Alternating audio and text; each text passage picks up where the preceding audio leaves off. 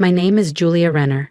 I'm 39, single, no kids, and until last summer I was living in a tiny walk-up in Portland, Oregon, working a mid-level job at a branding agency. My life wasn't glamorous, but it was mine. Quiet, steady, and far from the chaos I'd grown up in. Then came the knock at my door, unexpected, hesitant. Standing there was my father, Thomas Renner, a man who once filled every room with his confidence. Now, he just looked tired. "Julia," he said, not even stepping inside, "it's serious. Renner Home Goods is about to fold." He started the company back in the 90s, turning a weekend woodworking hobby into a full-scale home furnishing business. He taught me the grain of different woods the way other kids learned the alphabet. It was something special. Until it wasn't. Dad never adapted, refused to update our supply chain, ignored e-commerce, and he sure as hell ignored advice, especially mine. I hadn't set foot in that office since I was 22, not by choice. He didn't think women could lead. My younger sister Samantha stayed behind, polished, agreeable, always ready to play the part of the ideal daughter. She married a real estate developer and chaired local galas. Dad adored her. Me? I asked too many questions, pushed too hard, so I left. And yet, here he was, asking me to come back and fix what he broke. I should have said no, but I didn't. That first week was brutal. I slept maybe 2 hours a night, combing through outdated spreadsheets, chasing down forgotten vendors, renegotiating contracts with partners we were months behind paying. It was a mess. But it wasn't unsalvageable. I moved into the old family lake house and took an unpaid leave. Samantha called me brave. I called it necessary. Within 3 months, I struck a major wholesale deal with a national retailer, overhauled logistics, and removed 2 legacy board members, riding on name alone. For the first time in years, Renner Home Goods was profitable again. Employees smiled. My dad hosted a celebratory dinner. He raised a glass, called me his brilliant second chance. I almost believed him. Until a month later, at a private board meeting, he cleared his throat, avoided eye contact, and said, "Julia, what you've done is impressive, but Samantha will be taking over as CEO." But the board believes Samantha is more suited for long-term leadership. I turned toward her. She blinked, feigning surprise, like she hadn't been preparing for this moment since we were teenagers. Then she looked down at her perfectly arranged notes. I didn't say a word, just nodded. Under the table, my hands trembled. Dad added, "Of course, you'll still receive your bonus." Bonus? Like I'd been some temp they hired during holiday rush. I stood up, walked out. Not a single word. But I wasn't finished, not even close. I stayed at the lake house for 2 more nights, not out of sentiment, but strategy. When people think you've given up, they start speaking freely. They start slipping. That first night, I passed Samantha in the hallway. She was draped in one of Mom's old silk robes, wine glass in hand like it was an accessory. She didn't flinch when she saw me, just smiled. "Don't take it personally, Jules," she said, voice soft, almost sweet. "Dad trusts me to carry the vision forward. You're brilliant, but this place was never really yours." There it was, that gentle venom she'd been serving me since childhood. I didn't ask her what she thought the vision was. I just watched, took note. The next morning I followed her to the office, sat in on meetings. She kept things breezy, short chats, pet names for executives, airy compliments. I noticed how the older male department heads smiled at her, but barely heard a word she said. They nodded politely, then did whatever they wanted. She wasn't respected, she was tolerated, and that made her dangerous, because she didn't even realize it. Meanwhile, I got to work behind the scenes. I still had my contacts, vendors, advisors, junior staff who respected what I'd done, people who didn't owe Samantha anything. That evening, I explored the east wing of the estate. Old, unused storage. I cracked open a rusted filing cabinet and found dust-covered ledgers, client agreements, and something far more valuable. A document, signed by Thomas Renner and my late Uncle Miles, a subsidiary company called Renner Ventures, LLC, created during a brief expansion back in 2003. Still technically active, still owned by the parent company, but separate, untouched. I'd helped revive it during the restructuring. Quietly, cleanly. Dad thought he was 10 steps ahead, but he'd left the back door wide open. The next morning I packed my bags. I didn't say goodbye. On the train back to Portland, I made one call. Eleanor, it's Julia Renner. I need help setting up a consultancy firm. Quietly. And I've got a business proposal I think you'll want to hear. Elora Kim had once been the CFO of a top-tier home goods competitor before she was pushed out for being too aggressive during a merger. We'd only met once, after a design innovation conference in Seattle. Over cocktails, she said something I never forgot. If you ever want to burn something down, I'll bring the matches. She laughed when I reminded her. Oh, Julia, she said, voice calm and clipped. I've been waiting for your call. We met 2 days later at a quiet wine bar tucked behind a bookshop on the east side.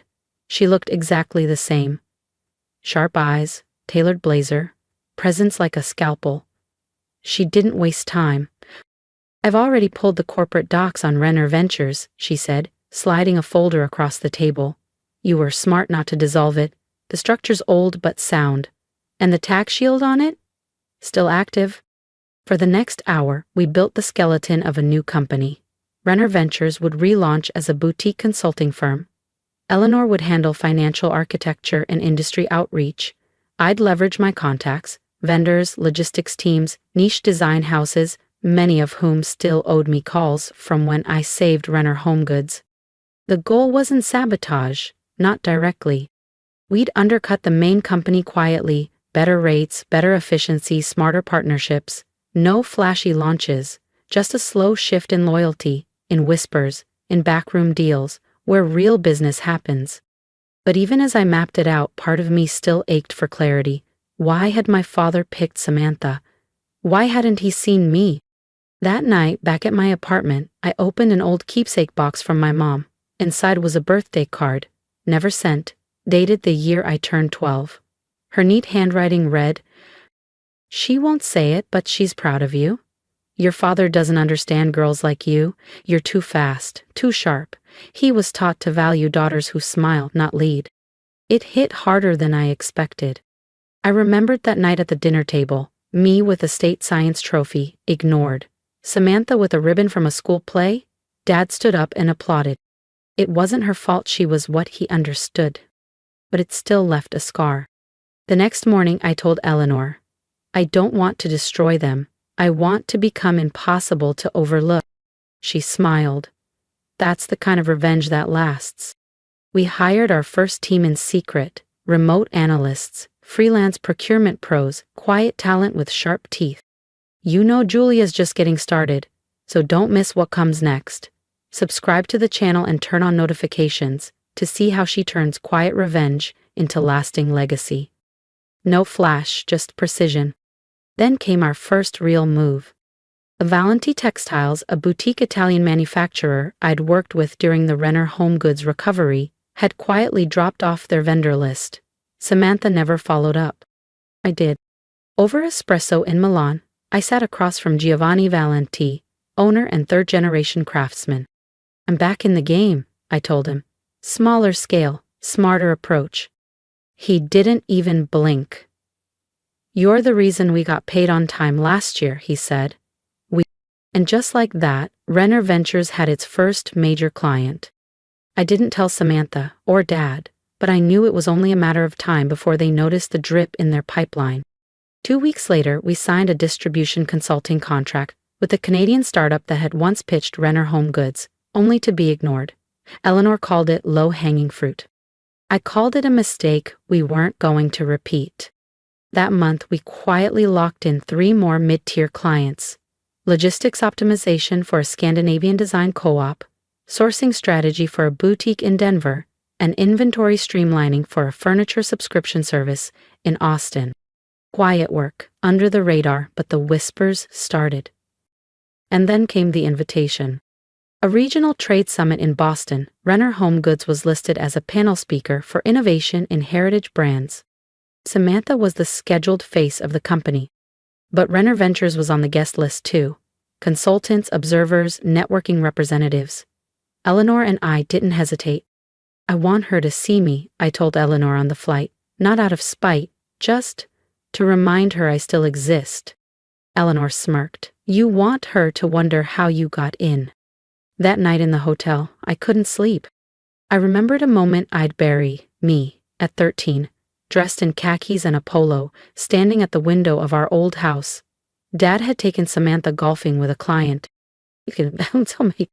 When they came home, sunburned and laughing, he looked at me and said, You wouldn't have liked it, Jules. Too boring for someone like you. Someone like me. At the summit, Samantha looked flawless. But I saw the tightness in her jaw, the way her hands smoothed her blazer over and over. She spoke about preserving legacy while embracing innovation. It sounded rehearsed. A journalist raised a hand. What about Valenti Textiles exiting your vendor list? She hesitated. We chose to part ways due to strategic differences. Her left hand twitched. And later, in the hallway, she saw me. Her face stiffened.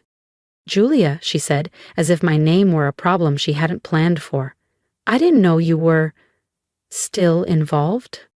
I'm not, I said evenly. I'm simply expanding. Her eyes narrowed, calculating. Dad doesn't like surprises. He'll adjust, I replied. He's had practice. That night, Eleanor and I toasted with champagne in our hotel room overlooking the harbor. I don't think she knows yet, she said, swirling the glass. She will, I replied, but by then she'll be reacting, not leading.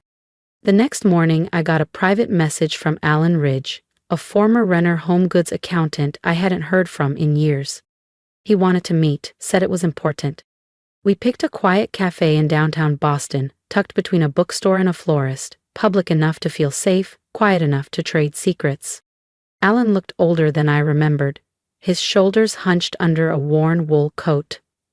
When I slid into the booth, he didn't waste time. I never wanted to be part of this, he said, eyes locked on mine.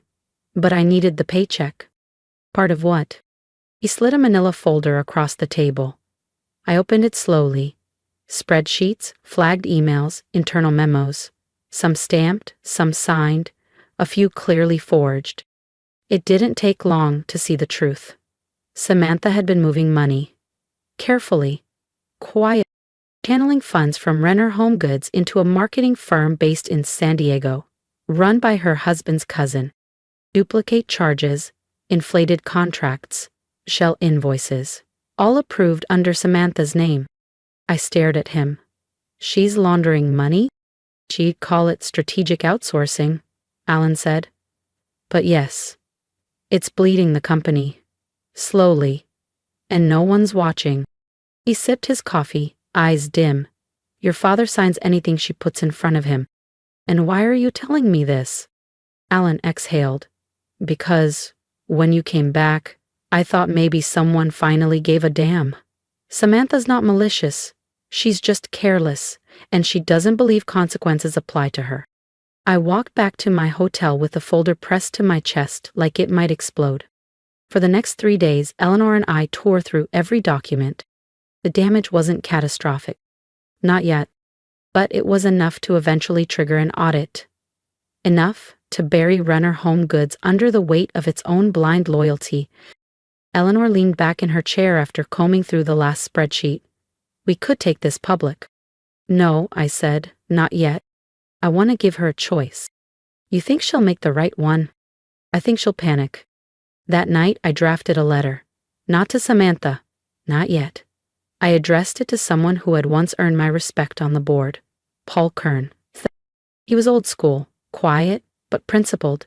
The kind of man who read every line of a budget and remembered names from the production floor. I enclosed copies of 3 forged invoices, asked for a private meeting. I didn't sign it as CEO of Renner Ventures. I signed it, Julia Renner, Strategic Advisor, former. I wanted them to remember who had stepped in when the company was bleeding, who had saved them before. That night, I sat in my apartment in Portland, staring at a framed photo of my mother.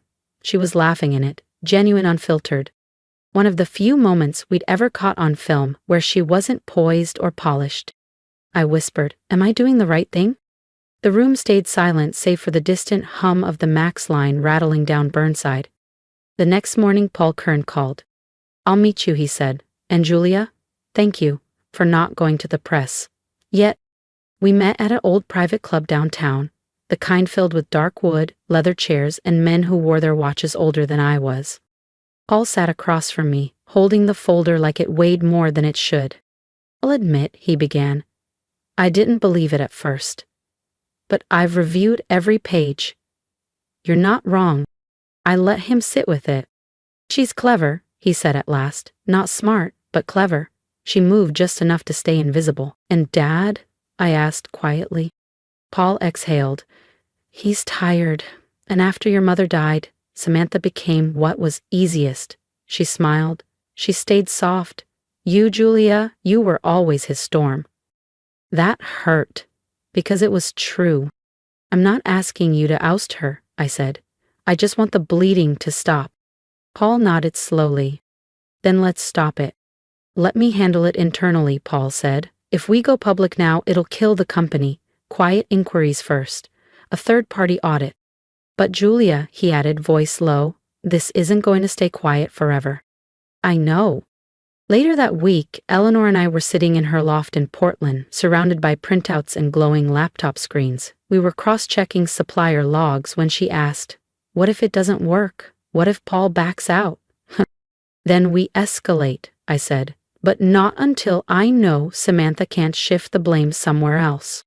Eleanor paused, then said quietly, "I know what that's like."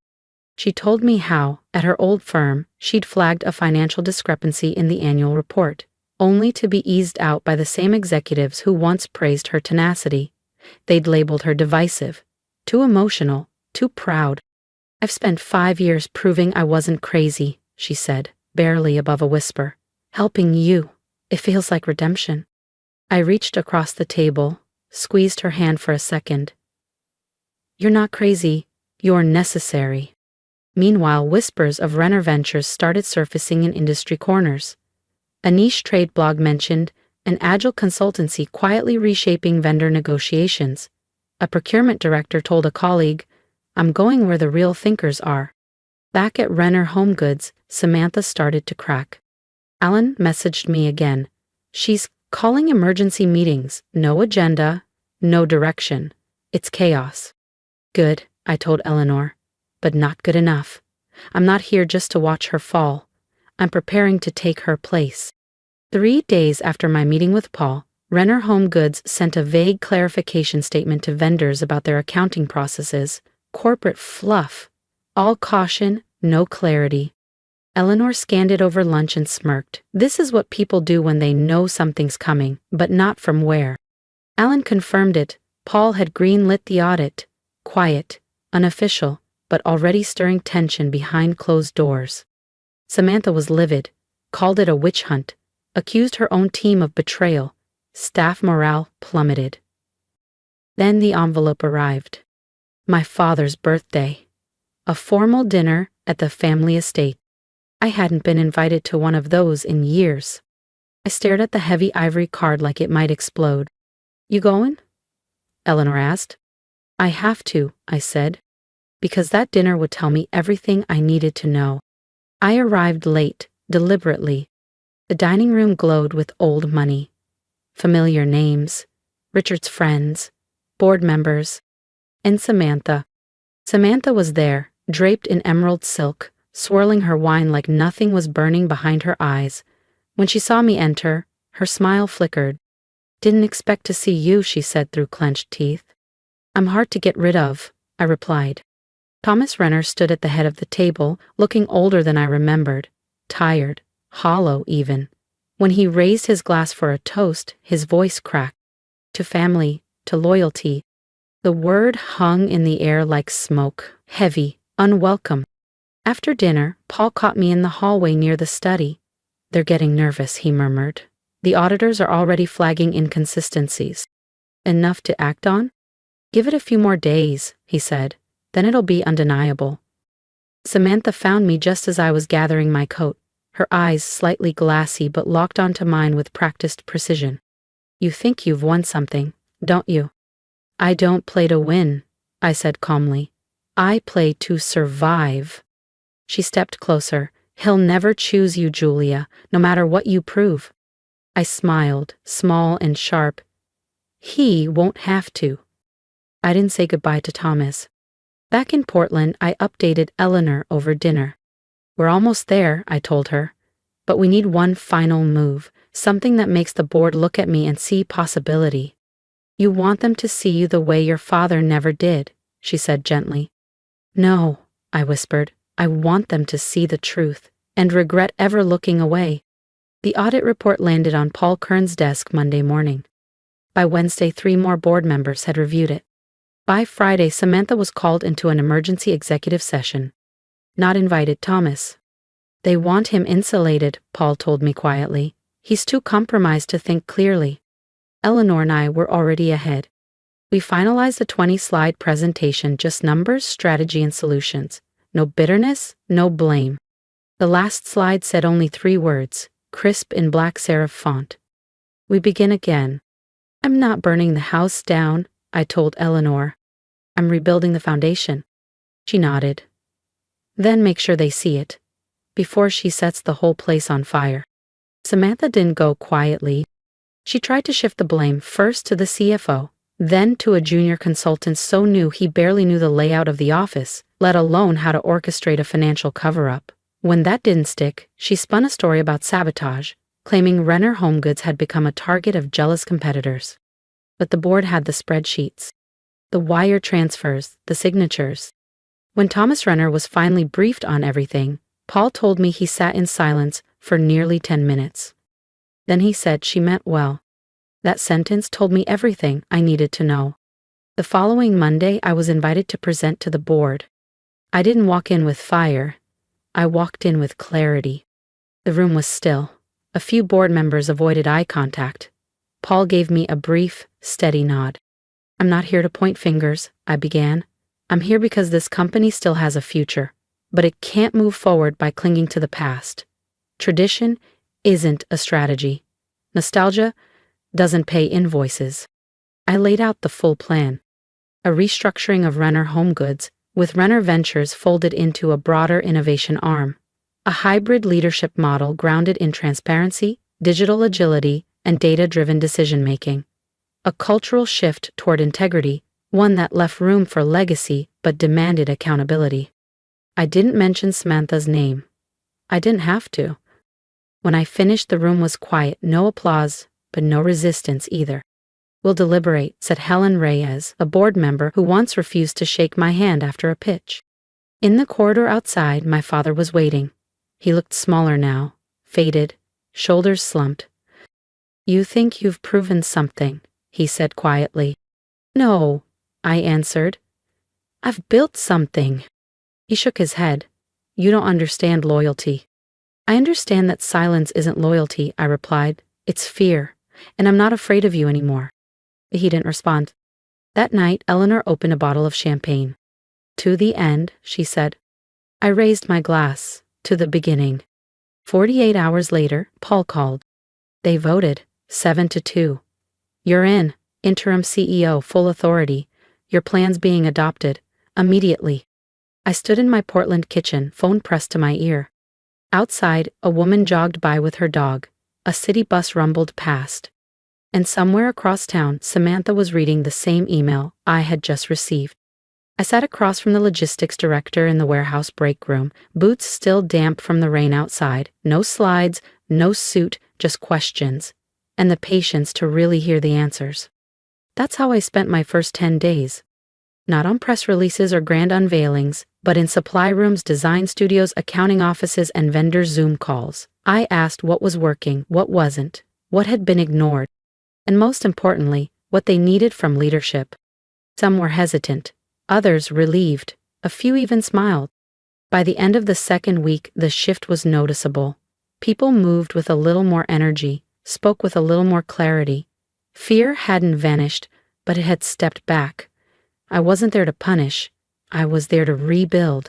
Eleanor came by the office one night, carrying a box of archival materials we'd requested from a retired designer who once worked with my mother. Inside were color swatches, handwritten notes, a children's book manuscript, and marketing concepts for a line called Sprout and Stitch, a playful, sustainable brand for kids' textiles. She was ahead of her time, Eleanor said, thumbing through a sketch of a giraffe print quilt set. She just didn't have the support, I whispered, or the voice. I looked at the old brass key again, now tucked into my blazer pocket every day, a reminder, not just of my mother's dreams, but of my responsibility. I want this line, I told Eleanor. Under her name, not mine. She nodded. We'll do it right. No noise, no ego, just impact. By the end of the month, we'd commissioned a small team to begin development under a new division of Renner Ventures, a legacy project backed by quiet strength. On a rainy Friday evening, I stood by the window of my office, watching the streetcars pass through downtown Portland. The same view my father once had, the same office Samantha had once occupied. But now, finally, it felt like mine. I wasn't here to be applauded. I was here to create something that outlived me, to fix what was broken, and to build what had never been given a chance to exist. I asked them what had been broken, what they were afraid to say before, and they told me. I wrote down everything: concerns, frustrations, solutions. Eleanor worked late beside me every night, even when she wasn't obligated. She never accepted an official title, but her influence was everywhere, woven into our projections, our new policy language, the tone of our internal memos. We weren't just managing chaos, we were rebuilding the culture. One evening, after signing off on a new supplier agreement under our ethical sourcing policy, she looked at me across the table and said, "You don't just want to run Renner Home Goods, you want to change it." I nodded. If all I do is keep the machine running, then what was all this for? 2 weeks later, I reopened the attic at the estate.